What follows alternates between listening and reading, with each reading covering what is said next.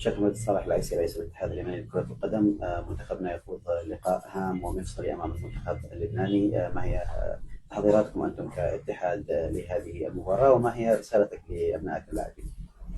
شكرا أخ محمد، نحن سعيدين أن حضرتك أن تتكلم ونوجه نصيحتنا لأخويا إخواننا اللاعبين أن يكونوا مستعدين لهذه المباراة التي هي مباراة مصيرية، والتي إن شاء الله من خلالها نتأهل إلى نهائيات كأس آسيا، وسيكون التأهيل الثاني للمنتخب اليمني. ونحن الحمد لله ما قمنا بكل التجهيزات، والمنتخب مستعد، والمحترفين جو، والمدرب، والأمور التي مفترض أن تقام فيها أن يقوم بها الاتحاد تمت على ما يرام، والأجواء كلها إن شاء الله مبشرة بالخير. نتمنى لمنتخبنا التوفيق والنجاح، وندعو جماهيرنا لمساندة المنتخب. رسالتك للاعبين؟